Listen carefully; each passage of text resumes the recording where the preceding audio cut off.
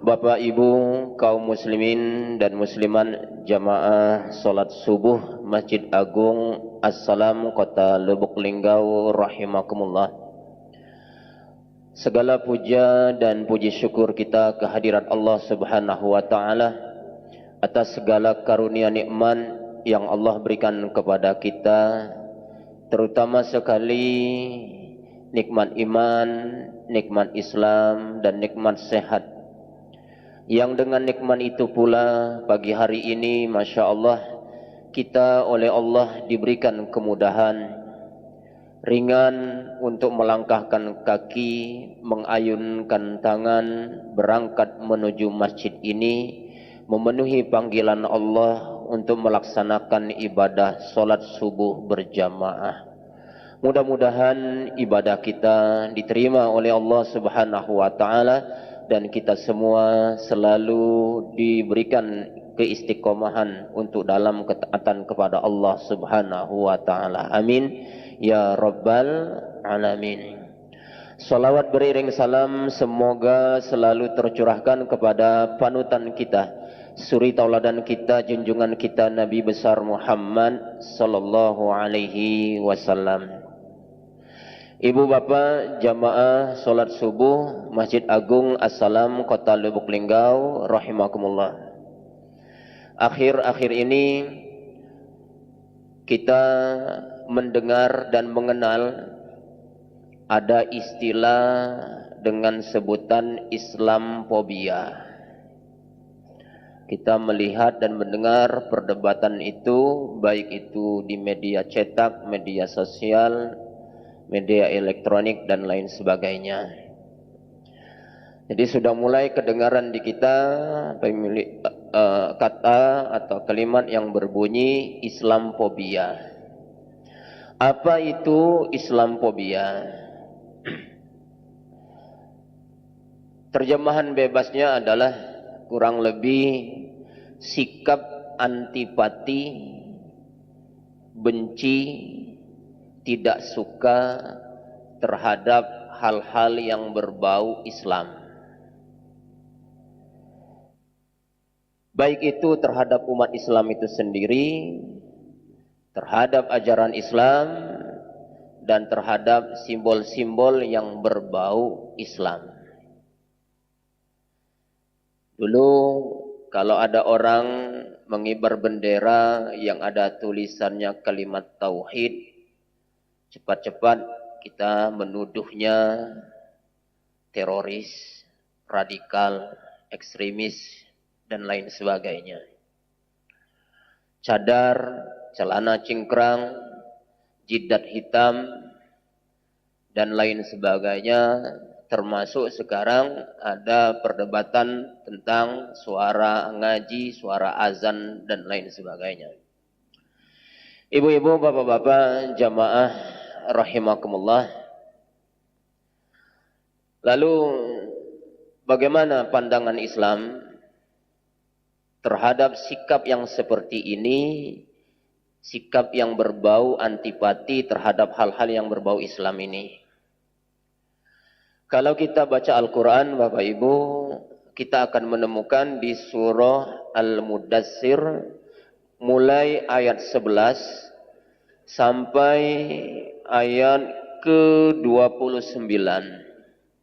Dengan panjang lebar Allah menceritakan sosok seseorang yang bernama Walid bin Al-Mughirah Al-Makhzumi. Walid bin Al-Mughirah ini ayah kandung dari sahabat Nabi yang bernama Khalid bin Walid. Nah ini, Khalid bin Walid itu panglima perang yang tak terkalahkan. Baik waktu dia di masa jahiliyah memusuhi Islam, terkenal dalam perang Uhud, beliaulah komandan perang yang berkuda, memporak-porandakan pasukan Islam sehingga umat Islam mengalami kekalahan, menang orang kafir Quraisy. Masuk Islam, beliau juga dipercayakan oleh Nabi untuk selalu dalam berbagai macam pertempuran diamanahi untuk menjadi panglima perang dan dia selalu mengalami kemenangan. Beliau punya seorang ayah namanya Walid bin Al-Mughirah Al-Makhzumi. Singkat cerita Bapak-bapak, bagaimana beliau benci dengan Islam, ayahnya ini. Sebenarnya kisah awalnya beliau sudah mulai tertarik dengan ajaran Islam, Pak. Sering mendengar bacaan-bacaan ayat suci Al-Quran yang dibacakan oleh sahabat Nabi yang bernama Abu Bakar As-Siddiq radhiyallahu anhu. Nampaknya orang kafir Quraisy mengamati ini. Sampailah berita ini dikabarkan kepada dedengkotnya kafir Quraisy Abu Jahal. Maka Abu Jahal kemudian memprovokasi dia sehingga timbullah amarah dia. Bagaimana cara Abu Jahal memprovokasinya? Wahai Walid, ini umatmu sudah patungan duit untuk memberikan sumbangan kepada kamu. Ada apa ini? Saya ini orang terkaya di kampung ini. Memang Walid bin Al-Mughirah ini Pak kaya raya. Jadi mendengar ada orang kaumnya ini patungan duit mau beri sumbangan, gengsi dia. Menghina. Katanya menghina ini. Kenapa bisa terjadi umat kaumku mau mengumpul duit sumbangan untuk memberikan bantuan kepada aku? Karena kamu kelihatan main sering ke rumahnya Abu Bakar. Barangkali kata kaummu, kamu sedang mencari makan minta bantuan ke rumah Abu Bakar. Sejak itulah beliau kemudian timbul marah dan gengsi, lalu mengatakan saya benci sekali dengan Islam. Dengan cara apa kemudian dia membenci Islam? Maka kemudian disebutkan, diabadikan dalam Al-Quran surah Al-Mudassir ayat ke-24 sampai 25. Itu ada ucapan-ucapan beliau yang nyinyir kalau bahasa sekarang, ya Bu ya, nyinyir, memperolok-olok Islam. Apa kata dia? Faqala inna hadza illa sihrun yuftar. Inna hadza illa qaulul bashar. Walid bin Al-Mughirah ini menjelek-jelekkan ajaran Islam dengan mengatakan, ketahuilah bahwa Al-Quran itu tidak ada lain hanyalah sihir yang dipelajari dari orang-orang terdahulu. Sihir, Pak. Al-Quran itu dikatakan oleh Walid bin Al-Mughirah ini mengatakan Al-Quran itu tidak ada lain kecuali sebagai produknya sihir orang-orang terdahulu. Dilanjutkan dengan surah ayat berikutnya, kata beliau apa? Inna hadza illa qaulul bashar. Ini tidak ada lain hanyalah perkataannya manusia. Jadi Al-Quran itu Bu dikatakan sihir, produknya sihir, dan Al-Quran itu bukannya kalamullah, bukannya firman Allah, tapi itu adalah hanyalah karya manusia, ucapan-ucapan manusia. Ibu-ibu, bapak-bapak, jamaah rahimakumullah. Jadi isi kandungan Al-Quran itu dituduhnya sebagai produk sihir, ucapan manusia, dan lain sebagainya. Maka berhati-hati bapak-bapak, ibu-ibu, kita juga jangan sampai nyinyir-nyinyir dengan kata-kata yang menghina isi Al-Quran. Nah, ini termasuk Islamophobia juga, Bu. Kita sekarang berada di bulan Rajab, masih Pak ya? Ustaz, masih di bulan Rajab. Nah, di bulan Rajab ini ada peristiwa yang sangat bersejarah dalam ajaran agama kita, agama Islam, yaitu peristiwa Isra dan Mi'raj.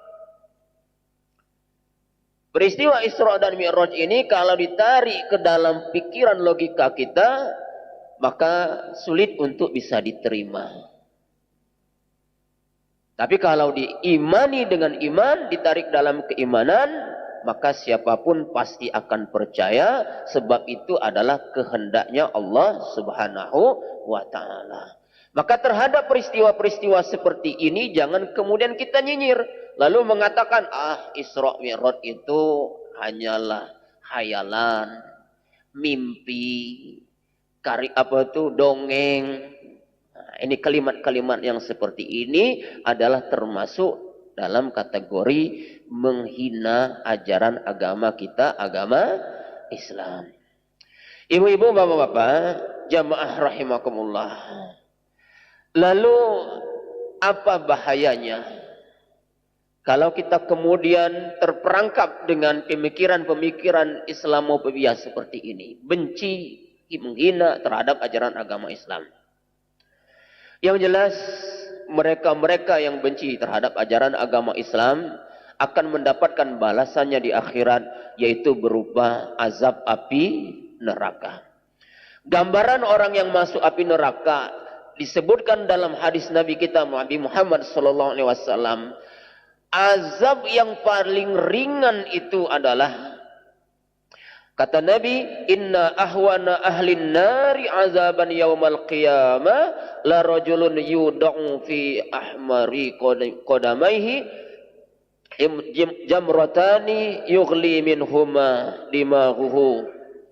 Kata Nabi, azab yang paling ringan di neraka yang dirasakan oleh penduduk neraka itu adalah seperti bara api yang ditaruh di bawah telapak kakinya. Dia tidak tersentuh api neraka di bagian tubuh yang lain, Pak.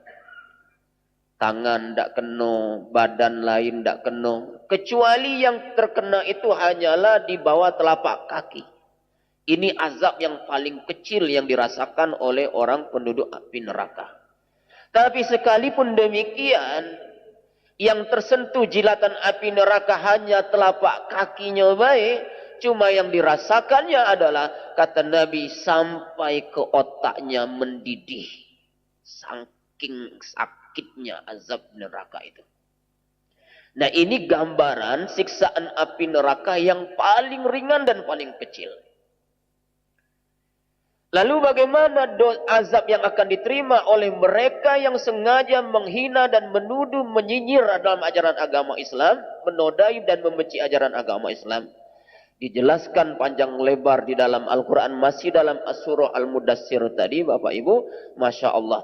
Orang-orang yang menyinyir, menghina, menghasut dan membenci ajaran agama Islam, kelak azab yang akan diterimanya apa?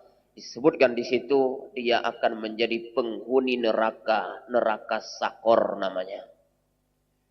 Jadi neraka sakor itu, Bu, bukan hanya mereka yang di dunianya meninggalkan sholat saja, tidak. Orang yang meninggalkan sholat, orang yang meninggalkan perintah zakat, sedekah dan lain sebagainya, itu masuk ke dalam neraka sakor. Dan ternyata di antara penghuni neraka sakor, selain mereka yang meninggalkan sholat, selain mereka yang meninggalkan perintah zakat dan sedekah, termasuklah di sini adalah orang yang di dunianya selalu nyinyir, benci terhadap ajaran-ajaran yang berbau Islam. Maka ayahnya Khalid bin Walid yang bernama Walid bin Al-Mughirah, termasuklah dia menjadi penghuni neraka sakor. Masya Allah, Bapak Ibu, disebutkan oleh Allah. Rasanya kadang tidak tega, Pak. Sebab yang masuk neraka disebut di sini bapaknya sahabat. Tapi Allah sengaja ceritakan ini untuk menjadikan pelajaran. Apa kata Allah? Sa'uslihi sakor. Aku akan cemplungkan dia, aku masukkan dia ke dalam neraka sakor. Siapa? Ayahnya sahabat Nabi yang bernama Walid bin Al-Mughirah. Apa penyebabnya? Penyebabnya memperolok-olok ajaran agama Islam. Wa ma adraka ma sakor, tahu dah kamu, kata Allah, apa itu neraka sakor? Lalu dijelaskan berikutnya, sakor itu tidak meninggalkan dan tidak membiarkan.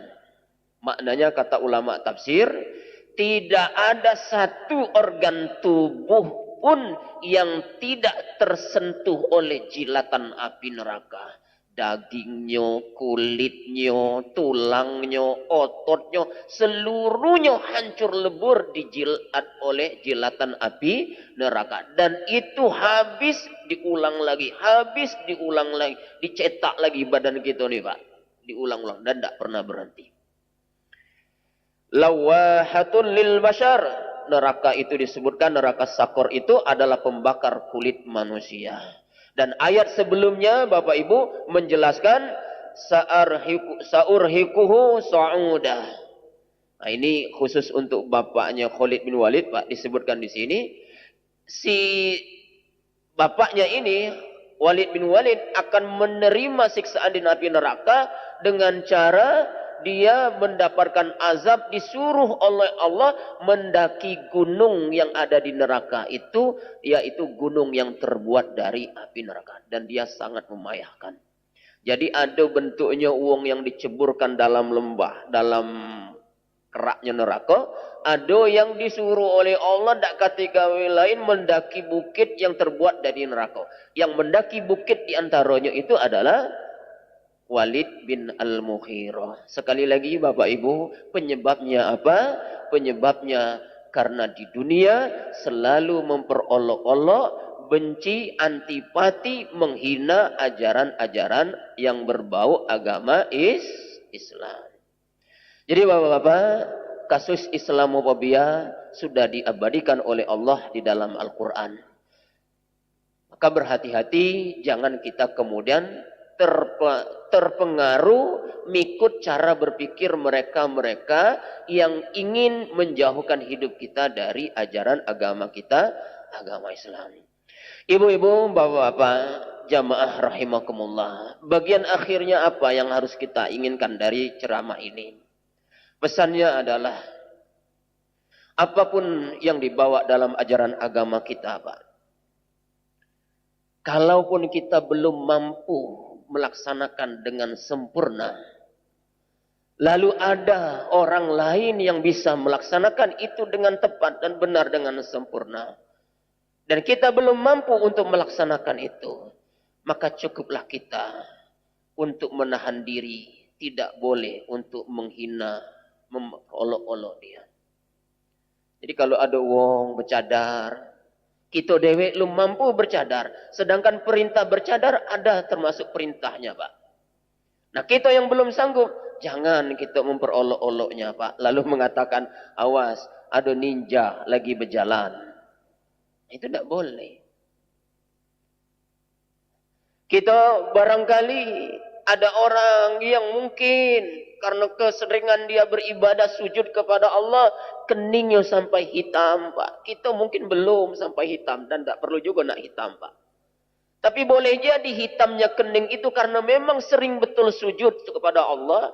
Ya kita jangan juga menghina mereka. Nah ini yang kita inginkan. Bapak-bapak, ibu-ibu, janganlah kita kemudian termasuk bagian orang-orang yang kemudian punya pemikiran-pemikiran yang menghina ajaran agama kita, agama Islam. Ibu-ibu, bapak-bapak, jamaah rahimakumullah. Di dalam cerita yang banyak kita temukan dalam sejarah, banyak sekali orang yang benci betul dengan agama kita, agama Islam. Salah satunya adalah putra beliau yang bernama Khalid bin Walid. Orang yang sangat getol di antara musuh Islam, yang membenci Islam dan pengen sekali membunuh Islam. Tapi masih bisa dimaklumi karena dia adalah orang yang tidak beriman kepada Allah. Karena itu dia benci kepada Islam. Tapi di ujung dari ceritanya, dia termasuk orang yang kemudian mendapatkan hidayah dari Allah dan masuk ke dalam ajaran agama Islam.